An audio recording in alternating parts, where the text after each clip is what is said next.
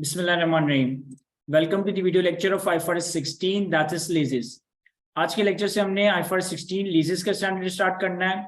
IFRS 16 लीजेस का जो ये स्टैंडर्ड है ये आपके लिए कोई नया स्टैंडर्ड नहीं है। ऑलरेडी FAR 2 लेवल पे भी आप IFRS 16 लीजेस का स्टैंडर्ड कवर कर आ चुके हैं, जिसमें आपने लेसी की अकाउंटिंग, मैन्युफैक्चरर डीलर लेसोर की अकाउंटिंग, नॉर्मल लेसोर की accounting, finance lease, operating lease का कॉन्सेप्ट और लेसी के केस में जो IFRS 16 की लीज एग्जेम्पशन थी उन सारी चीजों को कवर किया था। सीए फाइनल लेवल पे भी वो सारी चीजें दोबारा से रिकवर करवाई जा रही होंगी। साथ साथ जो एडवांस एरिया है जो कि आपने IFRS 16 का सीए फाइनल लेवल पे कवर करना है, जिसमें मॉडिफिकेशन ऑफ लीज है, जिसमें सब लीज अरेंजमेंट है, जिसमें लीज एंड बायबैक अरेंजमेंट है, ये सारी चीजें इंशाल्लाह हम वक्त के साथ साथ कवर कर रहे होंगे। तो स्टार्ट करते हैं अपने इस टॉपिक से जिसका टाइटल है IFRS 16 लीजेस का। सबसे पहले अगर इस लीजिंग के स्टैंडर्ड की एप्लीकेशन की बात करें तो इस IFRS 16 लीजेस का जो स्टैंडर्ड है ये बेसिकली लेसी और लेसोर के पर्सपेक्टिव से, लेसी और लेसोर के पर्सपेक्टिव से एक लीज ट्रांजैक्शन की अकाउंटिंग ट्रीटमेंट और उसकी प्रेजेंटेशन और डिस्क्लोजर की बातें करता है कि एक लीज ट्रांजैक्शन के नतीजे में लेसी और लेसोर अपनी बुक्स में किस तरह से इस लीज ट्रांजैक्शन को अकाउंट फॉर कर रहे होंगे, किस तरह से इस लीज ट्रांजैक्शन को अपने फाइनेंशियल स्टेटमेंट्स में रिपोर्ट कर रहे होंगे। तो सबसे पहले तो जो स्टैंडर्ड की जो एप्लीकेशन है वो एक ऐसे एग्रीमेंट, वो ऐसे अरेंजमेंट पे है जो कि लीज का क्राइटेरिया, जो कि लीज की डेफिनेशन मीट करे। तो सिंपल सी आसान सी हमारे सामने लीज की डेफिनेशन है, a contract that convey the right to use of an asset for a period of time in exchange for consideration. A contract that convey the right to use of an asset for a period of time in exchange for consideration. अब बजाय तो बड़ी ये simple सी definition है, contract जिसके नतीजे में एक एसेट का राइट टू यूज एक पीरियड ऑफ टाइम के लिए ट्रांसफर किया जा रहा हो फ्रॉम लेसर टू लेसी, तो ये लीज ट्रांजैक्शन बन जाता है। लेकिन अगर हम इस सिंपल सी डेफिनेशन का पोस्टमार्टम करें तो हमारे सामने चार इंपॉर्टेंट टर्म्स निकल कर आती है। ये चार इंपॉर्टेंट टर्म्स का मतलब समझना, ये चार इंपॉर्टेंट टर्म्स का मतलब जानना बड़ा जरूरी है एक कॉन्ट्रैक्ट को लीज कॉन्ट्रैक्ट बनाने के लिए। मैं आपको एक छोटी सी एग्जांपल लेता हूं। फॉर एग्जांपल कि मेरे पास कुछ इन्वेंट्री है जिसे मुझे लोकेशन ए से लोकेशन बी शिफ्ट करना है। मेरे पास कुछ इन्वेंट्री है जिसे मुझे लोकेशन ए से लोकेशन बी शिफ्ट करना है। मैं किसी ट्रक वाले के पास जाता हूं और ट्रक वाले से एक व्हीकल रेंट पे लेता हूं। एक अरेंजमेंट ये हो सकता है, और मैंने ट्रक वाले से व्हीकल रेंट पे लिया, ट्रक रेंट पे लिया और खुद उस ट्रक को इस्तेमाल करके सामान लोकेशन ए पे लोड करके लोकेशन बी तक ले जाकर अनलोड करता हूँ। एक अरेंजमेंट ये भी हो सकता है कि मैं इसी ट्रक वाले के पास जाता हूं और ट्रक वाले से कहता हूं कि भाई मुझे कुछ गुड्स लोकेशन ए से लोकेशन बी पे शिफ्ट करवाना है, तो आप अपना ट्रक यूज करके लोकेशन ए से लोकेशन बी को लोकेशन ए से लोकेशन बी पे गुड्स को ट्रांसफर करने में या जो है ना मूव करवाने में मेरे साथ कॉन्ट्रैक्ट कर लो। अभी दोनों कॉन्ट्रैक्ट में मोर और लेस एक ही तरह की बात हो रही है कि सामने वाली पार्टी का एक ट्रक इस्तेमाल होगा गुड्स को लोकेशन ए से ले जाकर लोकेशन बी डिलीवर करने में। लेकिन ये दोनों कॉन्ट्रैक्ट लीज कॉन्ट्रैक्ट नहीं है। केस वन जिसमें मैं ट्रक वाले से जाकर ट्रक रेंट पे लेता हूं और खुद उस ट्रक में गुड्स लोड करके लोकेशन ए से लोकेशन बी पे अनलोड करता हूं, ये लीज कॉन्ट्रैक्ट है, क्योंकि यहाँ पे ओवरऑल लीज कॉन्ट्रैक्ट या लीज एग्रीमेंट की क्राइटेरियाज या टर्म्स एंड कंडीशंस मीट हो रही है। लेकिन अगर हम कॉन्ट्रैक्ट 2 की बात करें जिसमें मैंने ट्रक वाले से ये कहा कि भाई आपने ट्रक अपना यूज करते हुए मेरे गुड्स को लोकेशन ए से लोकेशन बी पे अनलोड करना है, लेकिन ट्रक आपने यूज करना है, तो अब ये लीज कॉन्ट्रैक्ट नहीं बल्कि एक सर्विस कॉन्ट्रैक्ट बन जाता है। तो बड़ी एक थिन लाइन है between the lease contract and service contract, और उस थिन लाइन की बेसिस पे हम कंक्लूड कर रहे होंगे, डिस्टिंग्विश कर रहे होंगे कि कब कब एक कॉन्ट्रैक्ट लीज कॉन्ट्रैक्ट बनेगा और कब एक कॉन्ट्रैक्ट लीज कॉन्ट्रैक्ट नहीं बन रहा होगा। जहां पे लीज कॉन्ट्रैक्ट स्टैब्लिश्ड होगा वहां पे हम IFRS 16 की अकाउंटिंग कर रहे होंगे। जहां पे एक लीज कॉन्ट्रैक्ट स्टैब्लिश नहीं हो रहा होगा वहां पे हम एक नॉर्मल सर्विस अकाउंटिंग कर रहे होंगे, सर्विस एग्रीमेंट या सर्विस कॉन्ट्रैक्ट की अकाउंटिंग कर रहे होंगे। यानी कि जो बंदा सर्विसेज एक्वायर कर रहा है वो अपनी बुक्स में एक्सपेंस रिकॉर्ड कर रहा होगा, जो बंदा सर्विसेज प्रोवाइड कर रहा है वो अपनी बुक्स में सर्विस इनकम या सर्विस रेवेन्यू रिकॉर्ड कर रहा होगा। तो बड़ी थिन लाइन है एक कॉन्ट्रैक्ट को लीज कॉन्ट्रैक्ट और सर्विस कॉन्ट्रैक्ट में बारफिकेट या डिस्टिंग्विश करने में। इंपॉर्टेंट बात यह है कि आपने सबसे पहले ये देखना है कि क्या एक कॉन्ट्रैक्ट में लीज के सारे क्राइटेरिया, लीज की डेफिनेशन प्रॉपर्ली मीट होती है। तो हमारे सामने लीज की डेफिनेशन है, a contract that convey the right to use of an asset for a period of time in exchange for consideration। अब अगर इस डेफिनेशन का पोस्टमार्टम करें तो यहां से आपको चार इंपॉर्टेंट टर्म्स या चार इंपॉर्टेंट क्राइटेरियाज या कंडीशंस निकलकर सामने आती है कि अगर वो चार इंपॉर्टेंट टर्म्स मीट होती है तो एक कॉन्ट्रैक्ट लीज कॉन्ट्रैक्ट बनेगा, अदरवाइज वो कॉन्ट्रैक्ट लीज कॉन्ट्रैक्ट नहीं है। Number 1, there must be an asset और there must be an identified asset. एक लीज कॉन्ट्रैक्ट में एक आइडेंटिफाइड एसेट का होना जरूरी है। अब आइडेंटिफाइड एसेट क्या होता है, आइडेंटिफाइड एसेट किस तरह से एस्टैब्लिश होता है, इसे हम लेटर स्टेज पे डिस्कस करेंगे। Number 2, there is a transfer of right to use, there is a transfer of right to use of that identified asset. कि आइडेंटिफाइड एसेट का राइट टू यूज एक पार्टी से दूसरी पार्टी की तरफ, लेसोर से लेसी की तरफ ट्रांसफर होना चाहिए।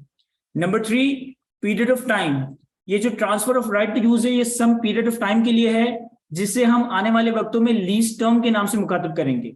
जनरली तो ये लीज टर्म आपके पास number of days, number of months या नंबर ऑफ ईयर्स में ही होगा, लेकिन देयर इज अ पॉसिबिलिटी कि ये लीज टर्म या पीरियड ऑफ टाइम आपका यूनिट्स या प्रोडक्शन कैपेसिटी की बेसिस पे भी हो सकता है।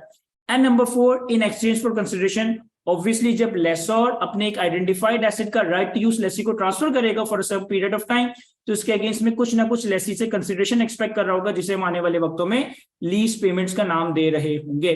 तो 4 इंपॉर्टेंट टर्म्स हैं, 4 इंपॉर्टेंट कंडीशंस हैं कि अगर ये 4 इंपॉर्टेंट टर्म, ये 4 इंपॉर्टेंट कंडीशन से कॉन्ट्रैक्ट में आ जाते हैं तो जाकर वो कॉन्ट्रैक्ट आपका लीज कॉन्ट्रैक्ट बन रहा होगा। Number 1, what is identified asset? There must be an identified asset. Number 2, what is right to use? There must be a transfer of right to use of an identified asset from one person to another person. Number 3, lease term, जिसे हमने period of time का, and number 4, what is lease payments? हम जिसे lease payments का नाम देंगे। इन 4 important terms, इन 4 important criterias का पूरा होना जरूरी है एक कॉन्ट्रैक्ट का लीज कॉन्ट्रैक्ट बनने के लिए, और लीज कॉन्ट्रैक्ट बनेगा तभी इसके ऊपर हम IFRS 16 की अकाउंटिंग अप्लाई करेंगे। जहां पर इन 4 टर्म्स में से कोई एक या एक से ज्यादा टर्म मिसिंग होगी तो फिर हो सकता है कि वो कॉन्ट्रैक्ट लीज कॉन्ट्रैक्ट ना हो बल्कि एक सर्विस कॉन्ट्रैक्ट हो, और फिर वहां पे हम IFRS 16 को अप्लाई नहीं कर रहे होंगे। इन 4 इंपॉर्टेंट टर्म्स में से सबसे पहले हम समझते हैं लीज टर्म को। हमने इस लीज की डेफिनेशन में पीरियड ऑफ टाइम का जिक्र किया, तो ये पीरियड ऑफ टाइम को हम IFRS 16 में मुखातिब करेंगे लीज टर्म्स के नाम से। लीज टर्म की डेफिनेशन में 3 चीजें, number 1, non cancellable period of lease, आपके लीज कॉन्ट्रैक्ट का वो मिनिमम पीरियड जो कि कैंसिल ना हो सके, आपके लीज कॉन्ट्रैक्ट का वो मिनिमम पीरियड जो कि कैंसिल ना हो सके आइदर बाय द लेसी और either by the lessor without incurring a penalty. देखें फॉर एग्जांपल कि मैंने एक शॉप रेंट पे ली और मैंने लीज एग्रीमेंट बनाया 5 साल का, और लीज एग्रीमेंट तो 5 साल का है लेकिन उसमें नोटिस पीरियड 3 महीने का है कि अगर मैं 5 साल के पीरियड में जब भी चाहूं तो 3 महीने का नोटिस देकर इस शॉप से एग्जिट ले सकता हूं। तो अब इस लीज कॉन्ट्रैक्ट में जो मेरा नॉन कैंसिलेबल पीरियड है वो 3 मंथ्स है, इवन दो कि ओवरऑल लीज एग्रीमेंट मेरा 5 साल का है, लेकिन किसी भी पॉइंट पे मुझे इस कॉन्ट्रैक्ट को टर्मिनेट करना है या किसी भी पॉइंट पे लेसोर को मुझे इस कॉन्ट्रैक्ट से टर्मिनेट करवाना है तो हम दोनों को 3 महीने का एडवांस नोटिस देना पड़ेगा। तो इस 3 महीने के एडवांस नोटिस की वजह से जो नॉन कैंसिलेबल पीरियड है वो 5 साल नहीं बल्कि वो 3 मंथ्स कंसिडर किया जाएगा। तो what is non cancellable period? आपके लीज कॉन्ट्रैक्ट का वो ड्यूरेशन जिसे लेसी या लेसोर कैंसिल ना कर सके विदाउट इनकरिंग अ पेनल्टी। देखिए प्रैक्टिकली अगर एक लीज कॉन्ट्रैक्ट में लीज टर्म में कोई नॉन कैंसिलेबल पीरियड है तो प्रैक्टिकली तो नॉन कैंसिलेबल पीरियड भी कैंसिल हो सकता है, हमारा झगड़ा हो जाए लेसोर के साथ, हम फौरन ही लीज टर्मिनेट कर दें। लेकिन नॉन कैंसिलेबल पीरियड का मतलब है कि वो पीरियड जिसको कैंसिल करने के लिए आपको कोई ना कोई पेनल्टी इनकर करना पड़ेगी, चाहे लेसी हो चाहे लेसोर हो। अगर नॉन कैंसिलेबल पीरियड को भी कैंसिल करना चाहते हैं तो कैंसिल तो उसे भी कर सकते हैं, लेकिन फिर उसके अगेंस्ट कोई ना कोई पेनल्टी वगैरह इनकर करनी पड़ रही होगी। तो लीज टर्म में बेसिकली 3 कंपोनेंट्स हैं। Number 1, non cancellable period of lease का वो पीरियड जो कि कैंसिल ना हो सके without incurring a penalty either by the lessee और the lessor. Number 2, period covered by the option to extend if lessee is reasonably certain to exercise the extension option.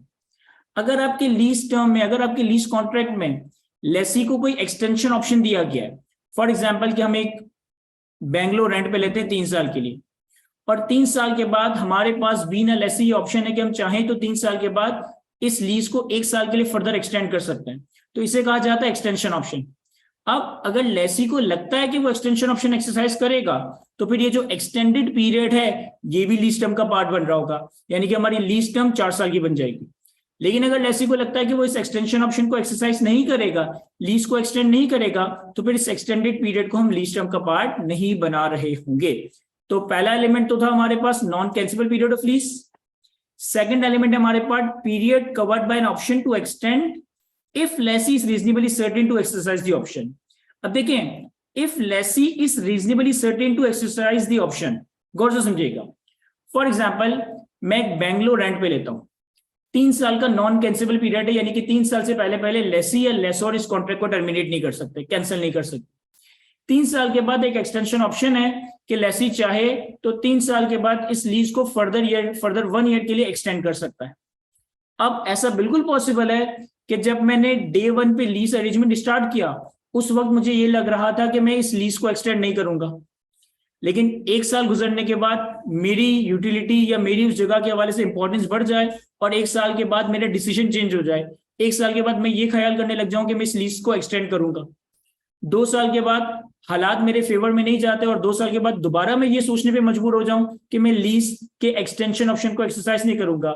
तो बताने का मकसद है कि ये जो लीज टर्म है ना, ये कोई एब्सोल्यूट नंबर नहीं है, ये एक एस्टिमेट है। किसी पॉइंट इन टाइम पे मुझे लग रहा होगा कि मैं एक्सटेंशन ऑप्शन एक्सरसाइज करूंगा, किसी पॉइंट इन टाइम पे हमें लगेगा कि हम एक्सटेंशन ऑप्शन एक्सरसाइज नहीं करेंगे, तो अकॉर्डिंगली हमारा लीज टर्म का ये पीरियड वेरी कर रहा होगा। आप लोगों ने कैफ लेवल पे एक्सटेंशन ऑप्शन के एक्सरसाइज करने या ना करने के डिसीजन में अगर चेंज आता है तो इसकी अकाउंटिंग को किस तरह से कवर करना है, इस लेवल की अकाउंटिंग आपने कैफ लेवल पे नहीं देखी थी, लेकिन सीए फाइनल लेवल पे आप ये भी देखोगे और इस टॉपिक का नाम होगा remeasurement of lease. Remeasurement of lease में हम बेसिकली बहुत सारी चीजें देखेंगे। वन ऑफ द चीज ये भी देखेंगे कि अगर मैंने लीज की इनिशिएशन पे सोचा कि मैं एक्सटेंशन ऑप्शन को एक्सरसाइज नहीं करूंगा, 1 साल के बाद मुझे लगता है मैं एक्सटेंशन ऑप्शन को एक्सरसाइज करूंगा, 2 साल के बाद दोबारा मुझे लगता है मैं एक्सटेंशन ऑप्शन को एक्सरसाइज नहीं करूंगा, 3 साल के बाद मैंने एक्सटेंशन ऑप्शन को एक्सरसाइज कर लिया, तो जब जब एक्सटेंशन ऑप्शन के एक्सरसाइज करने या ना करने के हवाले से हमारी डिसीजन मेकिंग चेंज होगी, हमारा लीज टर्म भी इंक्रीज या डिक्रीज हो रहा होगा, हमारी लीज रीमेजर हो रही होगी और फिर वहां पर हम रीमेजरमेंट ऑफ लीज की एक अकाउंटिंग देख रहे होंगे। तीसरा एलिमेंट है period covered by option to terminate if the lessee is reasonably certain not to exercise the option. जिस तरह से लीज कॉन्ट्रैक्ट में एक्सटेंशन ऑप्शन हो सकता है, इसी तरह से लीज कॉन्ट्रैक्ट में लेसी के लिए कोई एग्जिट या टर्मिनेशन ऑप्शन हो सकता है। फॉर एग्जांपल, मैं एक जगह में बेंगलोर 5 साल के लिए रेंट पे लेता हूं, 5 साल का नॉन कैंसिलेबल पीरियड है, लेकिन तीसरे साल के आखिर में मुझे एक एग्जिट ऑप्शन, मुझे एक टर्मिनेशन ऑप्शन दिया गया है कि अगर तीसरे साल के आखिर में मैं चाहूं तो इस लीज से एग्जिट ले सकता हूं, इस लीज को टर्मिनेट कर सकता हूं। अगर मुझे लगता है कि मैं इस टर्मिनेशन ऑप्शन को एक्सरसाइज करूंगा तो फिर हमारा लीज टर्म होगा 3 साल, लेकिन अगर मुझे लगता है कि मैं इस टर्मिनेशन ऑप्शन को एक्सरसाइज नहीं करूंगा तो फिर ये टर्मिनेशन ऑप्शन के बाद वाला पीरियड भी हमारी लीज टर्म का पार्ट बन जाएगा। अब अगेन, टर्मिनेशन ऑप्शन को एक्सरसाइज करना या ना करना ये कंपनी का या मैनेजमेंट का एक एस्टिमेट होगा, और जब जब एस्टिमेट होगा तो देयर इज अ पॉसिबिलिटी कि आने वाले वक्तों में एस्टिमेट चेंज हो जाए, यानी कि हमारी टर्मिनेशन ऑप्शन के एक्सरसाइज करने या ना करने के हवाले से डिसीजन मेकिंग में चेंज आ सकता है। और जब जब टर्मिनेशन ऑप्शन के एक्सरसाइज करने या ना करने के हवाले से एस्टिमेट में चेंज आएगा, हमारी लीज की रीमेजरमेंट का कॉन्सेप्ट ट्रिगर होगा, वहां पे हम अपनी लीज को रीमेजर कर रहे होंगे और रीमेजरमेंट ऑफ लीज के कॉन्सेप्ट में इसकी अकाउंटिंग ट्रीटमेंट को कवर कर रहे होंगे। और अगर मैं बात करूं तो लीज टर्म की टर्म्स में या लीज टर्म की डेफिनेशन में 3 चीजें। Number 1, non cancellable period of lease, lease का वो मिनिमम पीरियड जो कि लेसी या लेसोर कैंसिल ना कर सके विदाउट इनकरिंग अ पेनल्टी। अगर पेनल्टी इंकर करने के बाद कैंसिल कर सकते हैं तो वो भी एक नॉन कैंसिलेबल पीरियड है।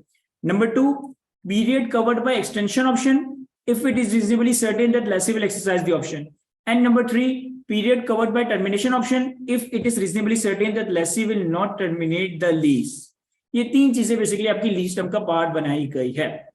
अब सवाल ये क्रिएट होता है कि एक लीज टर्म में जो non cancellable period of lease है ये तो जनरली फिक्स्ड होगा कि हमने 3 महीने, 6 महीने, साल, 2 साल, 3 साल का एक नॉन कैंसिलेबल पीरियड डिसाइड कर लिया, तो ये तो लॉक हो गया। लेकिन जो एक्सटेंशन पीरियड है या ये जो टर्मिनेशन पीरियड है, वहां पे तो लेसी को ये ऑप्शन दिया गया है ना कि वो चाहे तो लीज को एक्सटेंड करे, वो चाहे तो लीज को टर्मिनेट करे, यानी ये कोई एब्सोल्यूट नहीं होगा, ये एस्टिमेट होगा। किसी पॉइंट पे हमें लगेगा कि हम एक्सटेंशन ऑप्शन या टर्मिनेशन ऑप्शन को एक्सरसाइज करेंगे, किसी पॉइंट पे हमें लगेगा कि हम एक्सटेंशन ऑप्शन और टर्मिनेशन ऑप्शन को एक्सरसाइज नहीं करेंगे। तो जब जब हमारी डिसीजन मेकिंग में चेंज आएगा, हम अपनी लीज को अकॉर्डिंगली रीमेजर कर लेंगे। सवाल ये क्रिएट होता है कि बीइंग अ कंपनी या being a management of a company, हम ये कैसे असेस करेंगे कि आइदर हम अपने लीज के टर्मिनेशन ऑप्शन या एक्सरसाइज टर्मिनेशन ऑप्शन या एक्सटेंशन ऑप्शन को एक्सरसाइज करेंगे या नहीं। तो इसके लिए हमें IFRS 16 कुछ फैक्टर्स, कुछ क्राइटेरिया बताता है on how to assess whether the option will be exercised और नॉट। तो इसके लिए मैं IFRS 16 कुछ बेसिस या कुछ क्राइटेरिया बताता है जिनकी बेसिस पे हम ये असेस करेंगे कि आइदर हम अपने लीज कॉन्ट्रैक्ट के एक्सटेंशन ऑप्शंस या टर्मिनेशन ऑप्शंस को एक्सरसाइज कर रहे होंगे या नहीं। तो इसमें कुछ चीजें लिखी हैं।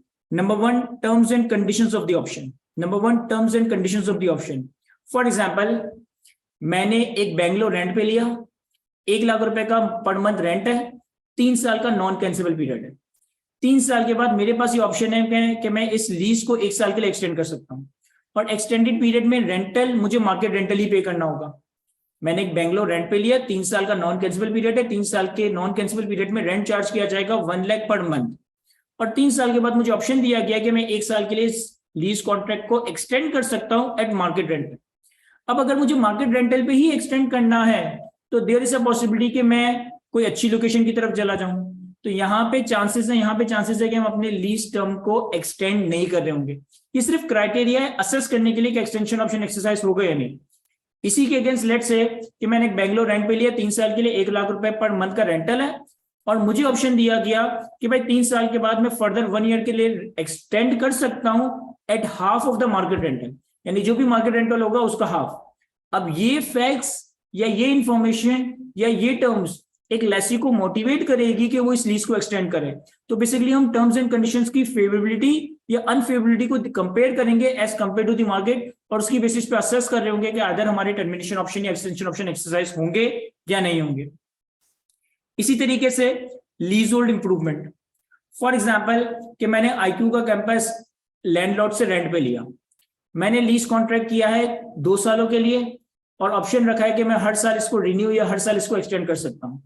लेकिन इस आईक्यू के कैंपस को रनिंग फॉर्म में लाने के लिए मैंने कोई करोड़ 1.5 करोड़ रुपए का खर्चा इसके इंफ्रास्ट्रक्चर पे कर दिया। अब मैंने इस जगह पे इंफ्रास्ट्रक्चर में इतनी कॉस्ट, इतना एक्सपेंडिचर कर दिया है कि मोस्ट लाइकली है कि मैं इस जगह को 2 साल में छोड़ने वाला नहीं हूं, मैं इस जगह को 3 साल 4 साल 5 साल या हो सकता है 10 साल तक एक्सटेंड करूंगा। तो जब लेसी लीज्ड एसेट के ऊपर सिग्निफिकेंट इंप्रूवमेंट पे या सिग्निफिकेंट लीज होल्ड इंप्रूवमेंट पे सिग्निफिकेंट खर्चा कर देता है, तो ये इस बात की तरफ इंक्लिनेशन है कि एक्सटेंशन ऑप्शन एक्सरसाइज हो रहा होगा, ये इस बात की तरफ इंक्लिनेशन है कि टर्मिनेशन ऑप्शन एक्सरसाइज नहीं हो रहा होगा। अगेन ये सारी बातें सिर्फ क्राइटेरिया असेस करने के लिए, अल्टीमेटली तो हमारा डिसीजन चेंज हो सकता है, अल्टीमेटली तो हमारे असेसमेंट, हमारे एस्टिमेट्स चेंज हो सकते हैं। इसी तरीके से cost of terminating the lease और इंपॉर्टेंस ऑफ अंडरलाइंग एसेट, इन दोनों को मैं साथ कवर करता हूं। फॉर एग्जांपल कि आपने कोई प्लांट एंड मशीनरी रेंट पे ली है, आपने कोई प्लांट एंड मशीनरी लीज पे ली है, और वो लीज एक्सपायर हो रही है सर्टेन पॉइंट ऑफ टाइम पे, लेकिन इस पॉइंट ऑफ टाइम पे आपके कुछ पेंडिंग ऑर्डर्स आ रहे हैं। अब आपको मालूम है कि अगर हमने ये लीज टर्मिनेट कर दी या लीज को एक्सटेंड नहीं किया तो हम पेंडिंग ऑर्डर्स को पूरा नहीं कर सकेंगे। पेंडिंग ऑर्डर्स को पूरा नहीं कर सकेंगे तो हो सकता है हमें मार्केट में अपने कस्टमर्स के साथ पेनल्टी वगैरह बेयर करनी पड़ जाए, या हो सकता है कि हमारी मार्केट रेपुटेशन या हमारी रेपो खराब हो रही हो। तो एट टाइम्स लीज कॉन्ट्रैक्ट को टर्मिनेट करते वक्त ये भी देखा जाता है कि कहीं आपके कोई पेंडिंग ऑर्डर्स तो नहीं है, कहीं आपकी लीज टर्मिनेशन की वजह से या एक्सटेंशन ऑप्शन को एक्सरसाइज ना करने की वजह से आपको सिग्निफिकेंट फाइनेंशियल या नॉन फाइनेंशियल इंपैक्ट तो नहीं बर्दाश्त करना पड़ता। एट टाइम्स रेपो का मसला आ जाता है, एट टाइम्स फाइनेंशियल लॉस हो रहे होते हैं, एट टाइम्स हमें पेनल्टीज वगैरह इनकर करनी पड़ती है। तो ओवरऑल आप बेसिकली लीज एसेट की इंपॉर्टेंस और लीज को टर्मिनेट करने की वजह से जो पेनल्टीज वगैरह आपके साथ आ रही होती है, इन सारी बातों की बेसिस पे आप असेस करते हो, इन सारे 4 क्राइटेरिया की बेसिस पे आप असेस करते हो कि क्या हम एक्सटेंशन ऑप्शन को एक्सरसाइज करेंगे या नहीं, क्या हम टर्मिनेशन ऑप्शन को एक्सरसाइज करेंगे या नहीं। तो ये बेसिकली एक ग्राउंड्स हैं, एक प्लेटफॉर्म्स हैं, कुछ फाउंडेशंस हैं जिसकी बेसिस पे ये असेस किया जाएगा कि ऑप्शन एक्सरसाइज होंगे या नहीं। ऑब्वियसली वक्त के साथ साथ जैसे जैसे न्यू इन्फॉर्मेशन, नए हालात डेवलप होंगे तो हमारे डिसीजन चेंज हो सकते हैं, हमारे एस्टिमेट चेंज हो सकते हैं। बस IFRS 16 हमें ये कुछ क्राइटेरिया बताता है जिनकी बेसिस पे हम ये असेस करेंगे कि हम इन ऑप्शंस को एक्सरसाइज कर रहे होंगे या नहीं कर रहे होंगे। एक सिंपल सी और एग्जांपल लेता हूं। फॉर एग्जांपल कि मैंने CA का एक मार्च बैच का कोर्स लॉन्च कर दिया, यानी मैंने CA की क्लासेस ऑफर कर दी, सितंबर में मैंने क्लासेस ऑफर की और ये कोर्स कंप्लीट होना है मार्च में, और 31 दिसंबर पे मेरी लीज क्लोज हो रही है। 31 दिसंबर पे मेरी जो लीज को एक्सटेंड करना है, मेरे पास ये ऑप्शन रखा गया। अब मोस्ट लाइकली है कि अगर इस 31 दिसंबर के पॉइंट पे मेरा एक बैच पार्शियली कंप्लीटेड है, तो पार्शियली कंप्लीटेड बैच के केस में मैं अपने कॉन्ट्रैक्ट को टर्मिनेट नहीं करूंगा, क्योंकि अगर मैंने कॉन्ट्रैक्ट को टर्मिनेट कर दिया तो मुझे स्टूडेंट्स की तरफ से काफी ज्यादा एग्रेशन फेस करनी पड़ रही होगी, मार्केट में मेरी रेपुटेशनल रिस्क इन्वॉल्व हो जाएगा, मार्केट में मेरा गुडविल या मेरे बिजनेस या मेरे मार्केट शेयर में कमी आ सकती है। तो इसी तरह के केसेस में आप ओवरऑल असेस करोगे कि अगर आप अपने एक्सटेंशन ऑप्शन या टर्मिनेशन ऑप्शन को एक्सरसाइज कर रहे हो या नहीं, और आप एक ओवरऑल लीज टर्म एस्टिमेट कर रहे होंगे। अगेन मैं लीज टर्म के लिए एस्टिमेट का लफ्ज इस्तेमाल कर रहा हूं, सर्टेनिटी या एब्सोल्यूट फैक्ट्स की बात नहीं कर रहा। ये एक एस्टिमेटेड नंबर है, और जहां भी एक नंबर एस्टिमेटेड नंबर होता है ये वक्त के साथ साथ चेंज हो सकता है। जब जब हमारे लीज टर्म का एस्टिमेट चेंज होगा, हम लीज को रीमेजर कर रहे होंगे और फिर आने वाले वक्तों में इसकी रीमेजरमेंट ऑफ लीज की अकाउंटिंग को भी कवर करेंगे।